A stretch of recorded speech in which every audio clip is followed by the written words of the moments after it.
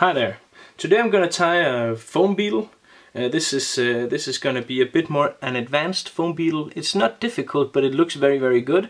What we're going to use today is we're going to use some green foam, some black foam, some rubber legs, a bit of flash, and that's about it. Well, okay, and some dubbing in matching color of your foam. So what I'm going to do is, first of all, I'm going to take a small bundle of foam here. Not a bundle, but you know, a strip. I've cut this out for this fly. Just gonna tie it a bit further down into the hook bend, like so. I'm gonna tie this foam down here. Yeah. Now just wait a second. What I'm about to do now is going to be wrong, because as you can see, this is the one I started on earlier, and what happens if the green foam is there is that when I turn this over, I'm gonna get a green bag, and that's not what I want. I want the upper foam to be black. So sorry about that, but that's a good trick to remember. Remember to tie your top foam in first. I'm sorry about that, but well, that's nice to recall. Tie the foam you want on top. Tie that down first. Otherwise, you'll get it in reverse. Well, the hook I'm using here is the Chemco 760 SP, and that is an insane hook. This hook has the best hooking properties I've ever come across. This spear point technology from Chemco is absolutely beyond. It hooks like a dream. But what I find is when you fish for trout, mostly you don't need the barb, because there will probably be a lot of smaller fish around, and you don't want to hook too many of these too deeply. So what I do with all my trout flies, or almost all my trout flies, is I'm gonna take down the barb, so it's not gonna hurt smaller fish, like so. That's something I can recommend very much to make sure that the fish is safe. And as long as you have at least decent control over your fish, you won't have any trouble with the hook set. The fish will stay on the hook as long as you just keep your line straight, and you don't give the fish any slack line. Then you're fine. So tied down the green foam as well. This fly is good for trouts. Well, I would say almost anywhere. I fish this fly particular on the Danish coastline in the autumn, which is a season where many of the sea trouts are heading towards the rivers to spawn, so they don't have feeding on their mines. But what I find is that this fly can sometimes be the only fly that can actually do the trick.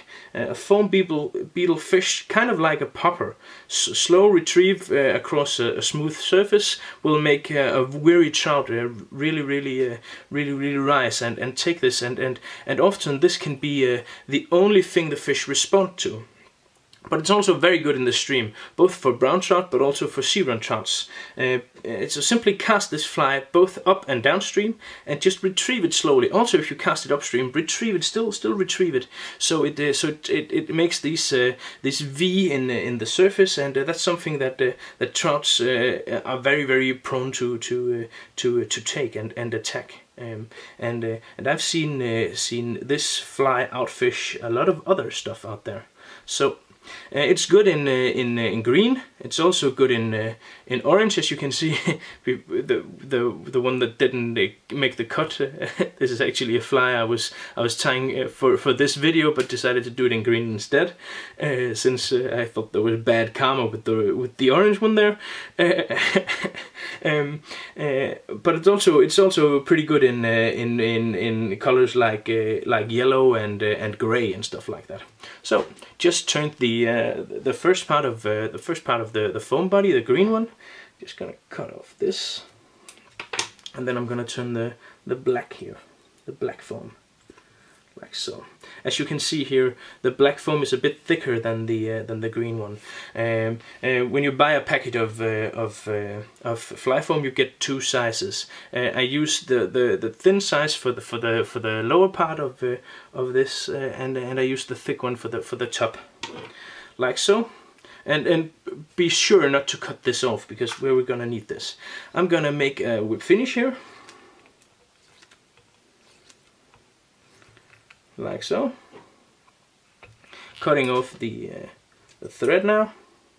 I could have done a bit of dubbing here, that would probably have been okay. And then about a third or something like that down, I'm gonna tie all of this down, so I'm getting this head shape on the fly. This bump you can see, it's gonna be the head of the fly. So what I'm gonna do now is I'm gonna take a bundle of crystal flash, and if you buy the packages from my shop, they are directly from Hedron, and a lot of distributors, they actually buy these packages and then they divide them in two, which is kind of annoying because you only get half the materials. So be sure to buy them in my shop. You will be certain to get the full amount, get your full money's worth, like so. Tying down this crystal flash for the wing here, and I'm just gonna leave it like that, because in a second I'm gonna do a trick, so this will be forced in the right direction, like that.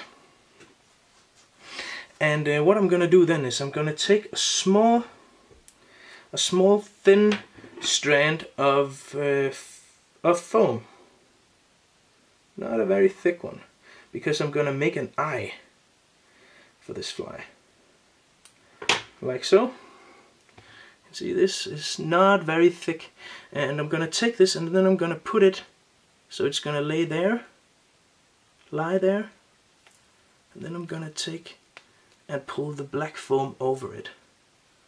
Tie the black foam down, like so. And then I'm gonna cut this off so you can better see. And there you have it, a small green eye on the fly. And also this one here forces the flash, the wing, as you can see, it forces the wing in the right direction. So I'm gonna cut off the wing here, make it the appropriate length. Not too long, not too short either. Wasn't that useful? About, I'm gonna say it's gonna be roughly the length of the body, something like that, maybe a bit shorter than that. And it's very good to have this flash here. It's gonna attract a lot of attention in low light conditions, but it's also gonna make the fly more easy for you to spot on the surface. So it's kind of like an attractor, both to the fish and to your eye. So it's gonna be easier for you to see exactly where is your fly and what is happening around your fly. Then I'm gonna take my rubber legs here, put it on onto the thread and tie it down exactly where I want it to be, like so. Also on your side, you know, just like taking and just putting it over the thread like this. As you can see, I've made a kind of like I make it into a V, and then I put it on the thread so I can pull it exactly where I want it to be. Making a few turns of the thread here between the legs, making sure everything is nice and tight, and make sure it's tight between the legs. Sorry, I couldn't help it. I'm going to take a small bundle of dubbing to make sure the legs is spread apart in the right angle, like so. Gonna do my whip finish here. And because you have this much foam on this fly will float indefinitely. This is unsinkable. It's kind of like the Titanic, only this stuff really works. So so you can fish with this fly all day, every day, without any floating chemicals and stuff like that. You can just slam it into the water continuously, and it will just stay afloat, and work wonders. Catch a lot of fish, and easy to make, looks good in the box. Well, there's nothing much else to say. This is truly a very, very good pattern. Cut off the big sticker out, or whatever you want to call that piece of foam, and as you can see, the stubble here still keeps have the wing in check. cut out the legs so they're gonna be the right size here, the right length. Make sure that the last leg, it's okay for it to be fairly long. Well, it's almost done. I'm just gonna show you from the top here, but you can do one more cool detail. Oh, the leg is a bit in the way. What I'm gonna do here, and this is definitely not necessary, but it's a fun little detail. You take your black marker if you have one, and then you just, I'm gonna do this so I can see what I'm actually doing, and then you just make a small pupil for the eye. I don't think it's the one detail that will land the fish, but you gotta give it to me. It's a fun little detail, and it's not something that takes a long time, and it looks, well, basically it just looks pretty good. So there you have it, the small foam beetle with pupil and stuff. There you have it from the underside. Floats all the time. Well, thank you for tuning in. It's a very inexpensive fly as well. So, well, click on the link to get the material kit directly. One click and you'll get all the materials you need for this. And stay tuned. And of course, remember to subscribe. Remember to subscribe to the channel. Thank you. Thank you very much.